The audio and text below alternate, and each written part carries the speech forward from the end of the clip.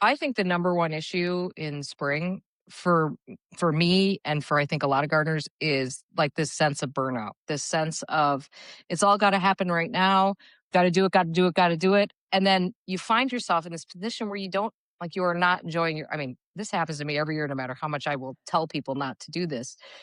You know, you hate you. I don't want to say hate your garden, but you do find yourself looking at it as not a pleasurable experience.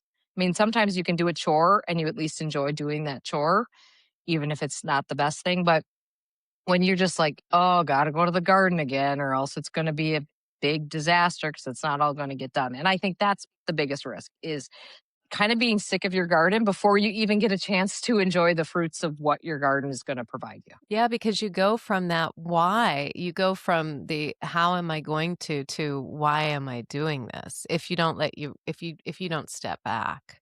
And because that is no good. You can't go there. And it's easy to think that everything is now. It has to be now because there are a lot of timing issues. I'm about to leave. I've got to go for a family visit and just trying to figure out how am I going to get all of the pruning that I need to get done. And forget about the weeds, forget about the seeds. There's a lot of things that are not going to get done. And honestly, there's a lot of freedom in that. When I finally had this moment of, you're not going to get all this done. So what's most important? The pruning. Pruning is most important because I can weed stuff up later. God knows the weed seeds are always going to be in the ground.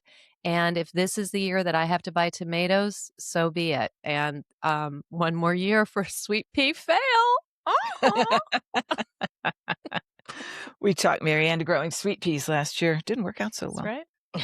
Not so good, but it's personal. I'm going to do it again. It's going to Okay. happen. It's gonna happen. I don't feel like I have anything of course, I don't feel like I have anything, but, get that bell ready. When I ran my gardening business, it was a blur. It was a blur. We're very early here in Virginia, even more so than Marianne is. I do remember having a conversation with a woman whose garden I had installed, like a big old poolside, lots of dollars, lots of plants, that was, she was sort of at the base of a small mountain, and we're standing looking at her things, and she's called me, and she's very upset. She knows not anything except that she wants a beautiful garden. And it's halfway through March, but the weather's warm. And she says, I just don't understand. I paid all this money and you put in all these plants, and where are they? And I said, well, Susan, I would just ask that you look up at the mountain that's looking over us now. Do you see any leaves on any trees? She said, no.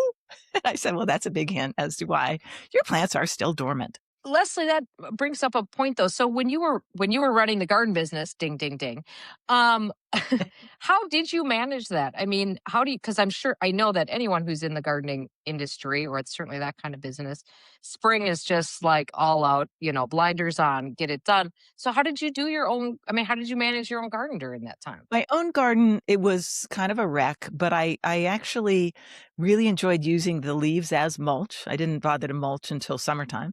I had planted a bunch of bulbs because I could, because, you know, as the business is winding down, you can plant as late as December.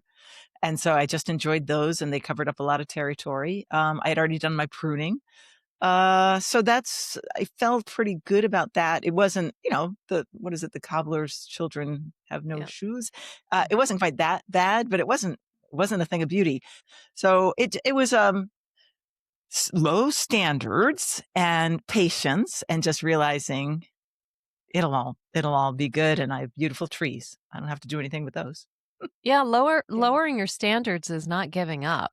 That's a completely different thing, and it should change every year, I think, and certainly it does for me. I look at the amount of tropical plants that I was growing 5 years ago versus what I'm growing right now. You know, my racks are still full, but they're not as full as they were. I don't have 3 bananas down there right now, Erin.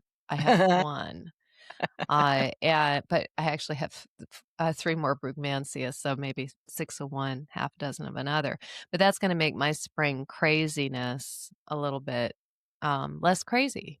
Yeah. So there are things that need timing, but at the end of the day, it's just plants, and it's gonna be okay. Honestly, the Yeah. trajectory that I go through every year is I start with got to do it all and great expectations and there's no substitute and I work myself to a point that's not probably good. And then at some point I go, oh, it's really not going to all get done, is it? Once I get to that point where I can um just recognize that it doesn't all have to, like, the weeds will still be there, they're not going anywhere without you. You can always deal with this stuff.